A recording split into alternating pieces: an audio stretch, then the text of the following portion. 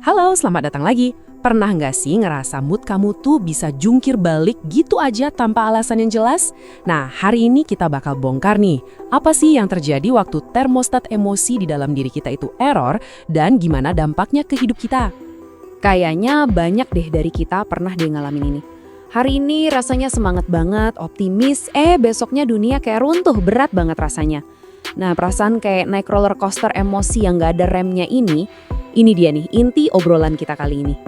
Oke, sekarang kita langsung ke intinya ya. Gangguan suasana hati, atau kalau istilah teknisnya itu gangguan afektif, itu tuh terjadi pas termostat emosi kita rusak. Coba deh bayangin, harusnya kan dia jaga suhu biar stabil. Ini malah ngaco, ayunannya jadi ekstrim banget. Kadang suhunya anjlok, rendah banget. Nah, ini yang kita kenal sebagai depresi. Terus, di waktu lain, suhunya bisa melonjak setinggi-tingginya. Itu yang namanya mania. Yuk, kita bahas satu persatu, kita mulai dari satu kutub dulu. Gimana ceritanya kalau termostat emosi kita itu macet di setelan paling rendah? Nah, disinilah kita masuk ke dunia depresi. Kita mulai dari yang paling sering didengar ya, episode depresif. Atau bisa juga disebut depresi mayor. Dan ini penting banget buat dicatat, ini tuh bukan sekedar rasa sedih biasa loh ya. Ini jauh lebih dalam, sebuah kondisi yang benar-benar bisa melumpuhkan. Kunci buat ngerti depresi mayor itu ada dua, durasi sama dampaknya. Ini bukan sedih yang sehari dua hari hilang, bukan. Ini tuh perasaan hampa yang dalam banget, tiba-tiba nggak minat lagi sama hobi yang dulu disukain, terus capeknya luar biasa, dan ini semua berlangsung paling nggak selama 2 minggu.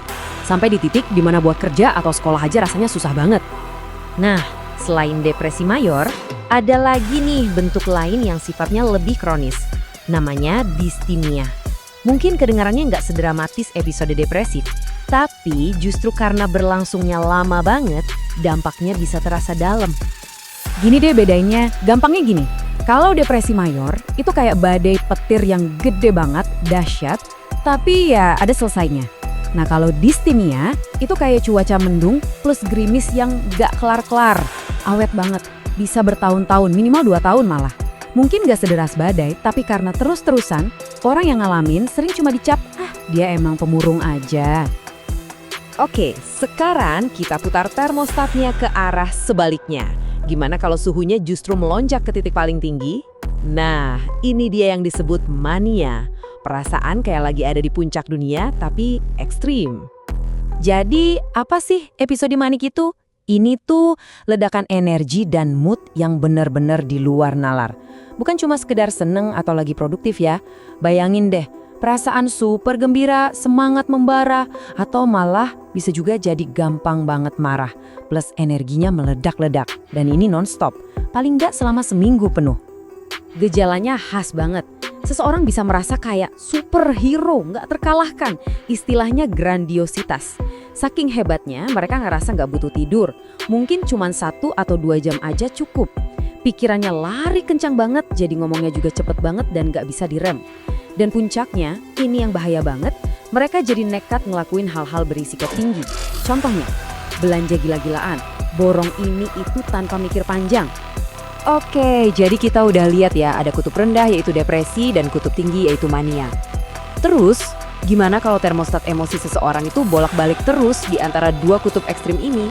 Nah, disinilah kita masuk ke spektrum gangguan bipolar. Gangguan bipolar ya, namanya aja udah bipolar, artinya 2 kutub. Ini adalah sebuah kondisi di mana mood seseorang itu bisa bergeser secara dramatis.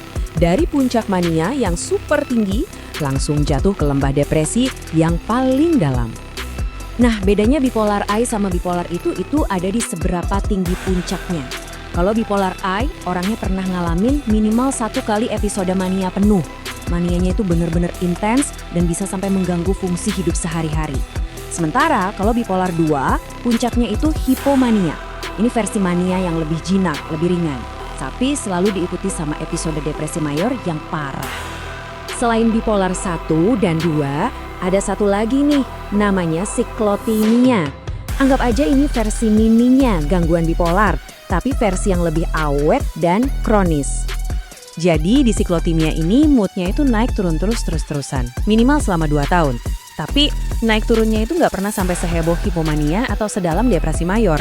Kayak versi bipolar 2 tapi skalanya lebih kecil dan nggak ada habisnya. Akibatnya, orang yang ngalamin ini seringkali dicap moody atau temperamental, susah ditebak.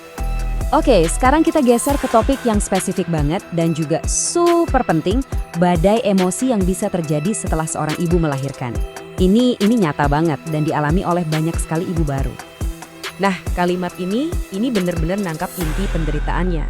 Jadi masalahnya itu bukan cuma sedih, tapi juga ada beban rasa bersalah yang gede banget, yang bikin semuanya jadi terasa berkali-kali lipat lebih berat. Kita mulai dari yang paling umum dulu ya, yaitu baby blues syndrome. Walaupun ini sering banget terjadi, tapi sering juga disalahpahami. Coba deh, lihat angka ini. 50-70%. Sebanyak itu ibu baru di Indonesia yang mengalami baby blues. Ini angka yang gede banget kan? Ini nunjukin kalau pengalaman ini tuh sebenarnya ya normal. Jadi, kalau kamu atau orang terdekatmu mengalaminya, please tahu kamu nggak sendirian. Penting banget buat kita lihat ini sebagai sebuah spektrum. Di satu sisi ada baby blues. Ini biasanya ringan, muncul di 2 minggu awal, dan seringnya bisa hilang sendiri. Tapi kalau rasa sedih dan capeknya itu nggak hilang-hilang, malah makin dalam, nah itu bisa jadi depresi postpartum. Dan ini butuh bantuan profesional. Terus di ujung spektrum yang paling gawat ada psikosis postpartum. Ini kondisi darurat medis. Bisa sampai ada halusinasi dan harus segera ditangani. Oke, setelah kita tahu berbagai cara termostat emosi kita bisa rusak, pertanyaan paling pentingnya sekarang adalah, bisa nggak sih dibenerin? Jawabannya, untungnya bisa banget. Yuk kita lihat gimana caranya kita bisa nemuin lagi keseimbangan itu. Proses pemulihan itu bukan jalan pintas ya, ini kayak kerja tim, butuh pendekatan dari banyak sisi.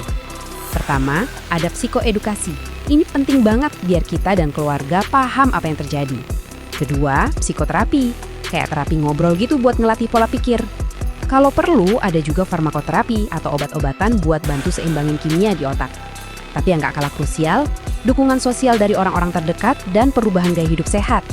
Semuanya ini kerja bareng buat kalibrasi ulang si termostat emosi kita. Jadi sebagai penutup, saya mau tinggalin pertanyaan ini buat kita semua.